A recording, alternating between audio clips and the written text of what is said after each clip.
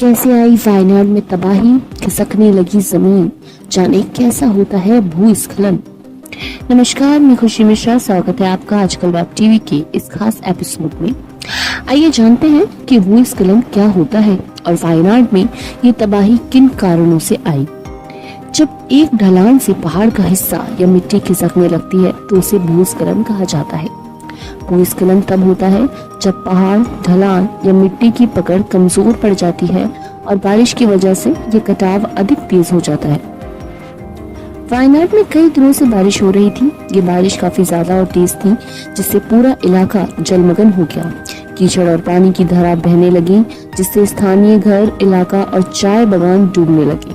जब ये स्थिति काफी देर तक रही तो भारी वर्षा ने मिट्टी को खासा नरम और कमजोर कर दिया। ये ऊपर का भार संभालने में असमर्थ हो गई, जिससे भूस्खलन हुआ। इस संवेदनशील इलाके में पिछले कुछ सालों में काफी निर्माण हुआ है। हिल स्टेशन होने की वजह से होटल और अन्य संरचनाओं का निर्माण हुआ। इसने की हालत को खराब किया। प्राकृतिक जल निकासी को बाधित करके मिट्टी के कटाव को बढ़ा दिया। जलवायु परिवर्तन के कारण मानसून पैटर्न में बदलाव आया है, जिसके परिणाम स्वरूप कम अवधि में अधिक तेज और एक जगह पर केंद्रित बारिश होने लगी। पानी का अचानक तेज प्रभाव मिट्टी पर हावी हुआ, जिससे भूस्खलन हुआ। केरल में विशेष रूप से वायनाड में वन आवरण कम होने से भूस्खलन को लेकर संवेदनशीलता बढ़ी है। वनों की कटाई से मिट्टी की स्थिरता और पानी को अवशोषित करने की क्षमता कम हो गई, जिससे भारी बारिश के दौरान भूस्खलन, कटाव और ढहने के प्रति अधिक संवेदनशील हो जाती है।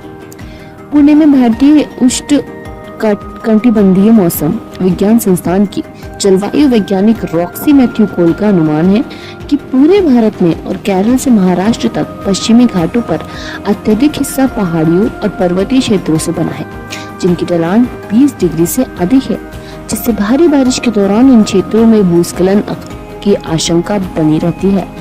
केरल में पिछले साल एक दशक में विनाशकारी बाढ़ और भूस्खलन सहित चरम मौसम की घटनाएं काफी हद तक बढ़ी।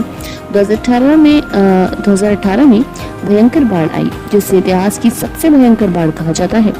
कई एक्सपर्ट्स का ये भी कहना है कि ये सब संकेतों की अनदेखी का नतीजा है, क्योंकि ये पूरा इलाका इकोलॉजिकल रूप से संवेदनशील है। यहाँ हल्के फुल्के भूस्खलन हमेशा होते रहते हैं। पूरा का पूरा पश्चिमी केरल सीधी ढलान वाला इलाका पहाड़ी इलाका ही है, जहाँ भूस्खलन की प्रबल संभावना रहती है। केरल समेत पूरे पश्चिमी घाट के संरक्षण के लिए एक रणनीति बनाने के लिए 2010 में भारत सरकार के पर्यावरण मंत्रालय ने एक विशेष समिति का गठन किया था। जाने माने इकोलॉजिस्ट माधव गडगिल के नेतृत्व में बनी इस समिति ने पूरे पश्चिमी घाट को 3 इकोलॉजिकल सेंसिटिव एरिया यानी कि ESA क्षेत्र में बांटा।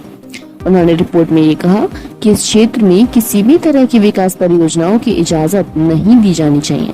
न खनन, न ऊर्जा संयंत्र और न कोई बांध बनने चाहिए। उद्योगों से जुड़े लोगों ने और राज्य सरकारों ने इसका विरोध करा।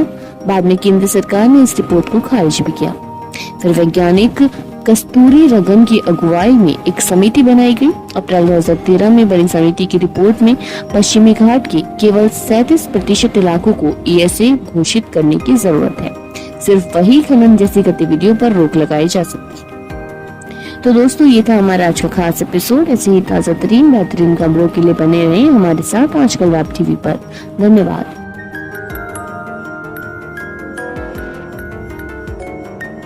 ऐसे ही और ताज़ा तरीन खबरों के लिए देखते रहिए आजकल वेब टीवी।